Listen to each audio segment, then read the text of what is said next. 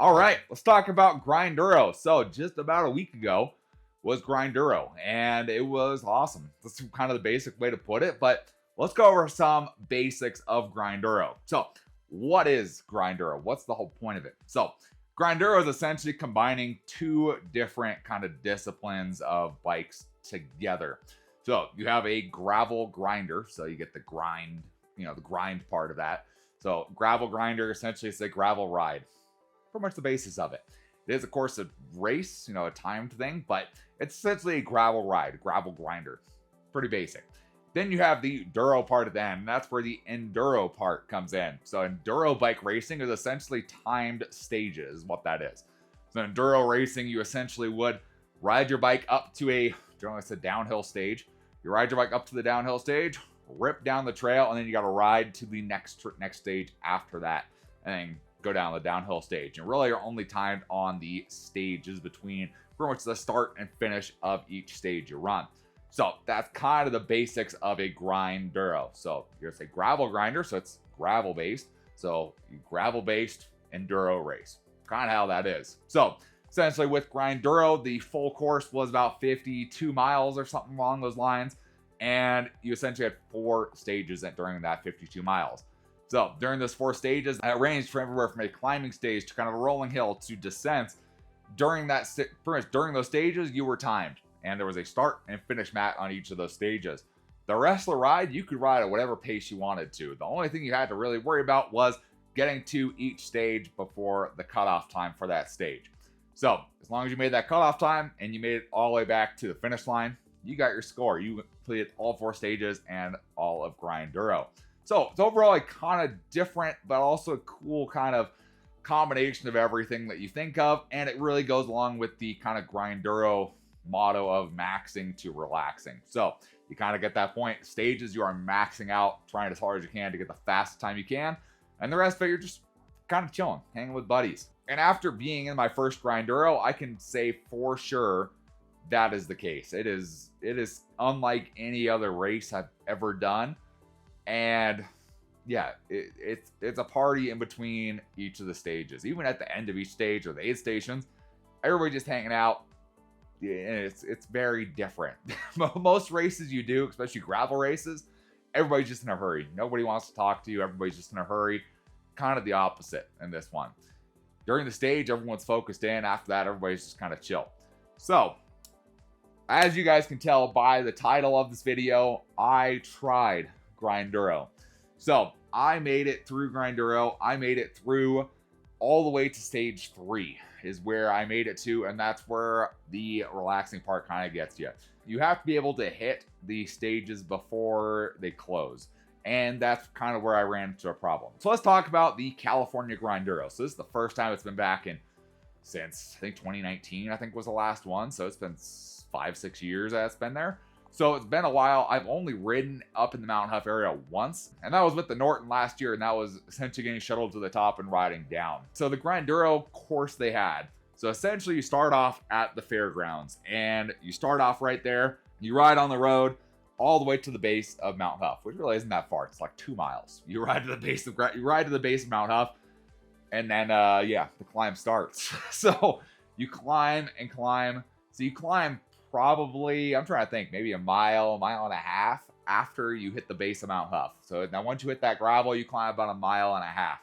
Then you hit your first stage. And the stage 1 was pretty much I believe the steepest climb on the mountain, on the course at least.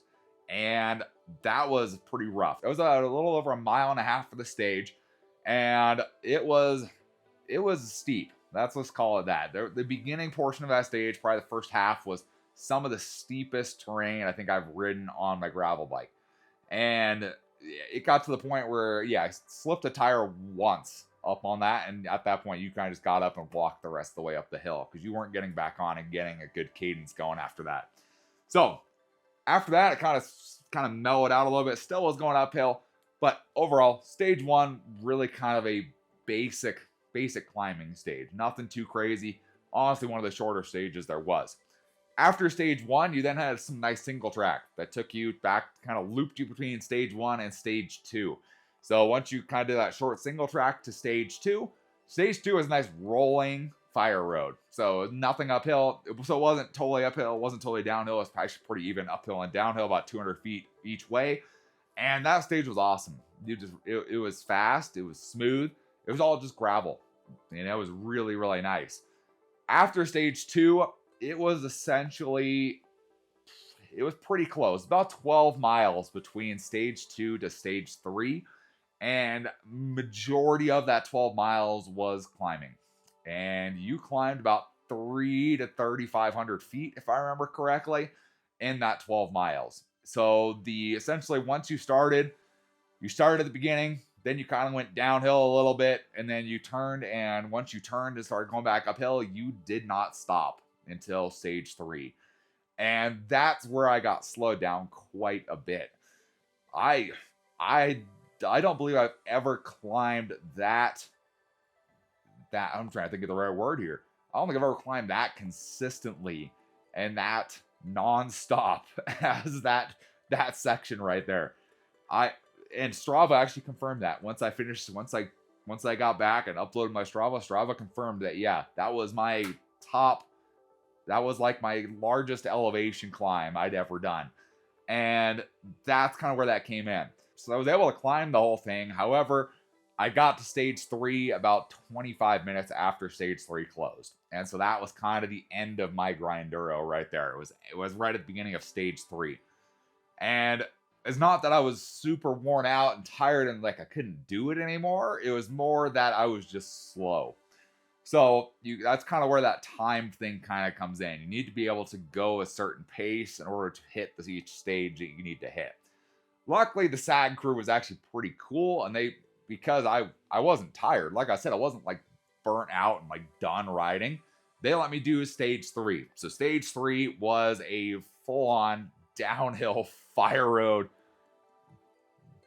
Like you just bombed a fire road for, I'm trying to remember how long it was. It was like 5 miles. It was ridiculous. Like a fire road, you're just ripping down essentially that 3,500 feet you just climbed. You're going back down as fast as you can, and that was incredible. That was something. That's a rush. So you get to the bottom of stage 3 as fast as you can. It's a ridiculous downhill that you go down.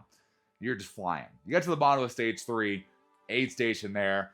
Awesome guys, Paul Components, always great guys. Bacon, gummy worms, hard to beat that. So you won't understand bacon and gummy worms until you do one of these rides.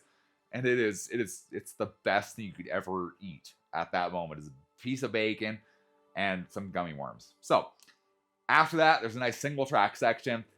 Luckily, I got to hit that single track section. The single track was beautiful. I believe it was part of the Taylor Creek single track is what they said. So the single track section was pretty good. It was pretty nice. Flowy, had some nice kind of rocky sections to it that were wet because it had rained earlier in the week there. And so it was pretty good. It was pretty good. After that, there was a little bit more fire road, and then you hit your lunch stop after there and got your lunch. That's pretty much as far as I made it on my Grinduro experience was the lunch.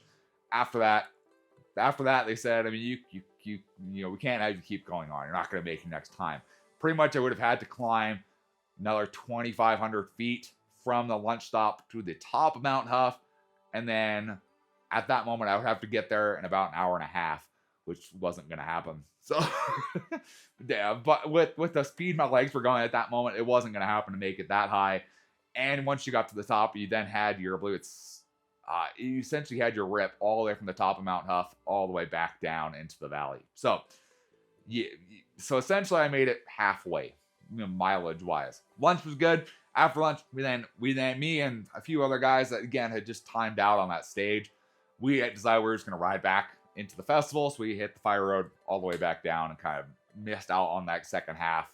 And realistically, it's the last quarter, last stage of Grinduro just because we timed out. So overall, good experience. I learned a lot about Grinduro, something I'd only heard about before. It's something I thought I wanted to give a shot. I do want to give it a shot, but ultimately it leaves me kind of in that spot of I have unfinished business with Grinduro now. I'm at that point where I need to go and finish this. That is the first ride, race, anything like that I have not finished. I have finished everything I've done, every race, every ride I've done, I've made it to the end. And, You know, if I had unlimited time on Grinduro, I probably could have made it to the end of it. But because it's that time portion of hitting each stage, you know, it got cut short, which I don't blame anybody other than myself. I was slow. It's my fault that I didn't get to finish it. So great experience. We'll kind of loop back into plans for the future, but let's talk about kind of my bike setup and how everything went with the Poseidon Redwood here. So as you guys know, we kind of built the Poseidon Redwood up to do these gravel races this year, and I did do some specific things just for Grinduro, and the biggest thing I did was change the gearing on this bike. So we went ahead and we changed the rear cassette. We went to the Sunrace cassette that goes up to a 51 tooth on the rear, and we went down to a 34 tooth oval chainring up on the front.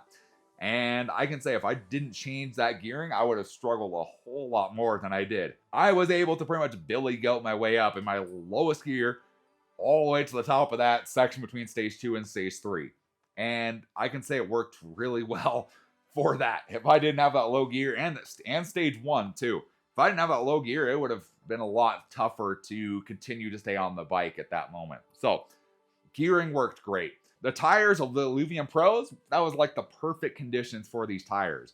You know, the fast rolling gravel roads, even the single track section I rode worked really well for these tires.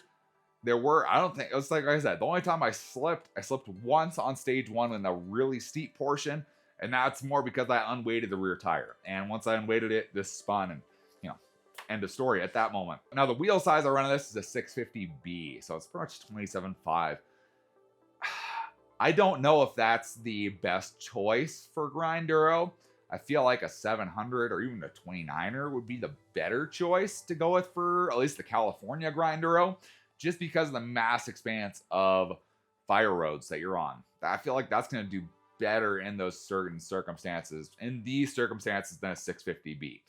Now, the single track, I can say with even then, the single track, I mean, it was fun on this, but I think even with a larger tire and a larger diameter would have helped with the single track, being able to kind of roll over stuff a little easier. So realistically, in my opinion, a 700 or a 29, probably going to be the better choice to go with for the California Grinduro.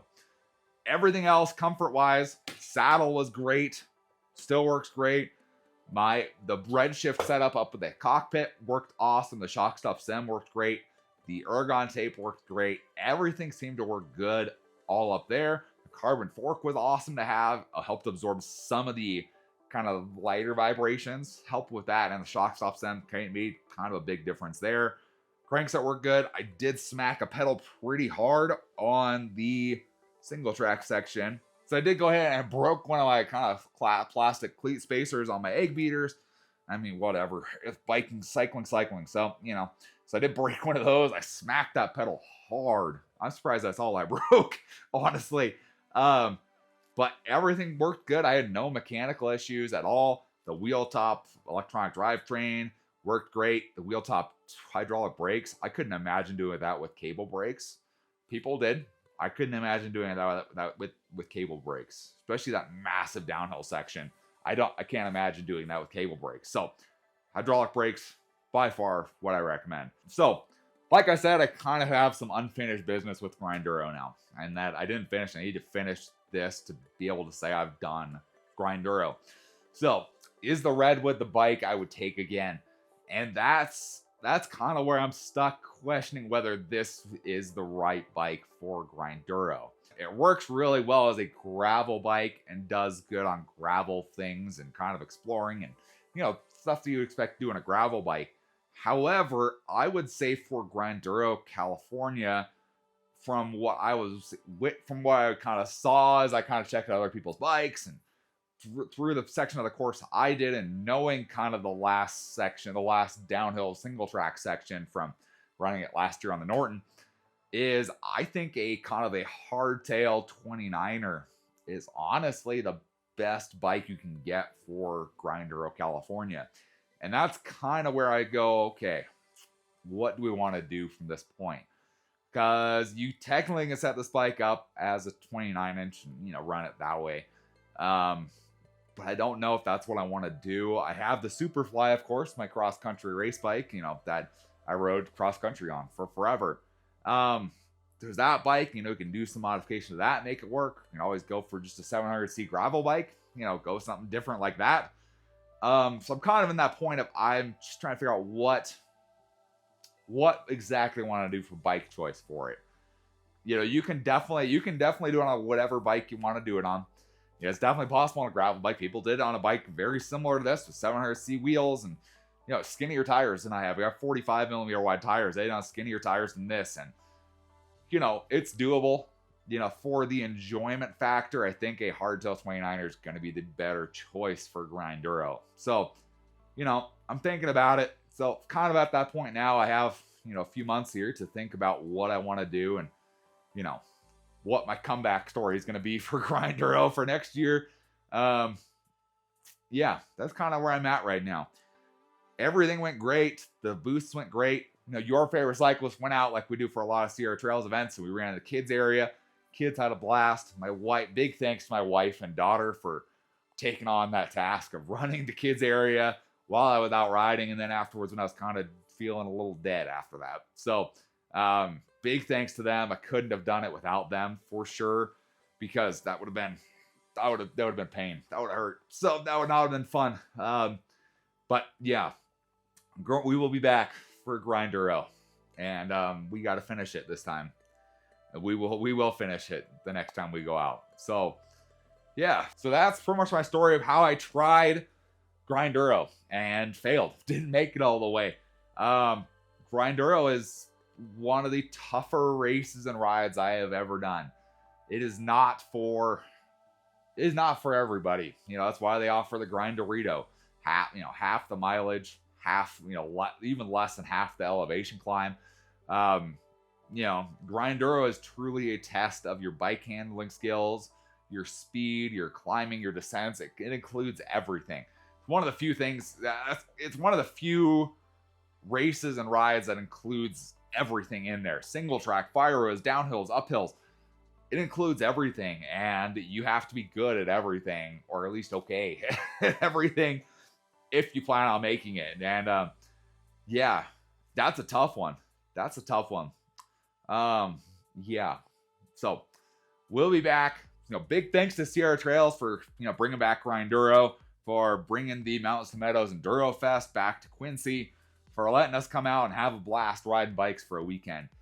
It was fun. It was a blast. It was fun. It's something you don't want to miss. If you weren't there this year, it's something you want to be there for. Whether you do the Grinduro, you do the Grindorito, you do the Mountain Huff and mountain bike or e-mountain bike enduro, whatever you end up doing, it's a weekend you don't want to miss. Add it to your calendars, because you do not want to miss the weekend of Grinduro. So that's my story there of Grinduro. So if you guys enjoyed or maybe learned something about Grinduro, give this video a big thumbs up. Appreciate the support.